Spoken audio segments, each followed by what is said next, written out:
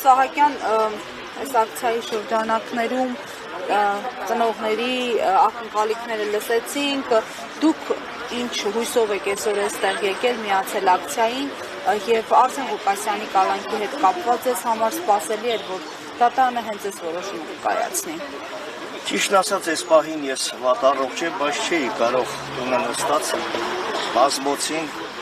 դիտեմ ինչ է կատարվում։ Իրականում այն օրվա կադրերը այն օրներ չեմ մասնակցել ՊՆ-ի մոտ այդ բողոքի ակցիային։ Մարդիկ հասարակ բան, դա բողոքի ակցիա չէ, ուղղակի իրենց ձենն էին բարձրացրել, վերջապես 5 տարին լռացավ։ Ինչի մեր տղերքից, ինչի մեր երեխեքից որևէ լուր չկա։ Այ մարդ, եթե չկա, թող ասեն, գիտեք ինչ, այդ տղերքը չեն գալու, ույսները կտրել։ Ասելիքը սա է։ Հետո էլ Ստեփանյանը, չեմ անում, ֆիքսել եք, թե չէ, այդ մարդուն բարոյա հոգեբանական գծով ՊՆ-ի նախարարի տեղակալը։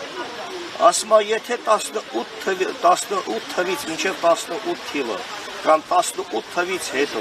այդ հողերը մերը չէին, 18 թվից հետո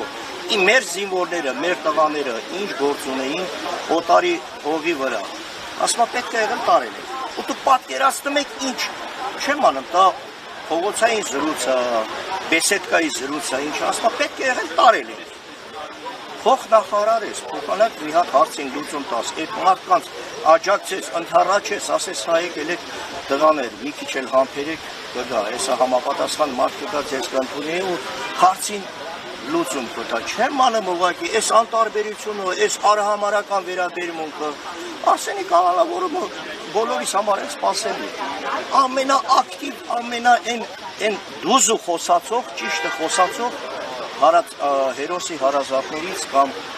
հարազատներից մեկն է եղել կամ ամենաճիշտ խոսացող մարդն է։ Այսինքն ենթադրում եք դրան։ Իհարկե, ցավը տանեմ, ասում են խոսքի ազատություն է, բայց խոսքի ազատություն չի։ Սա ուղղակի նորից եմ ասել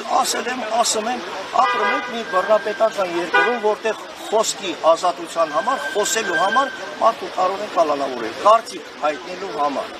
Ես այս պահին իմ կարծիքս եմ հայտնում։ Հիմա չեմ անում, այդ կարծիքը կալանավորման ենթակա է, թե ենթակա չի։ Այ էսա, այսօր հասել ենք այս աստիճան։ Իշխանություններն էլ պնդում են, որ մենք ամենաժողովրդավար երկրներից մեկն ենք եւ իշխանությունն էլ ավելի, հենց Փաշինյանն է ասել, որ ժողովրդավարության լիդերն է երկրում։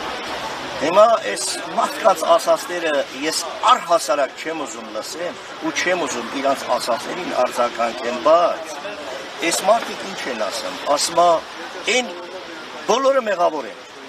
Ես միշտ էլ ասել եմ գալու մի ժամանակ, որ ասել են դուք սխալ եք դաստիարակել ձեր տղաներին, որ գնացել են հանուն հայրենիքի, հանուն այն մի բոր հողի զոհվել։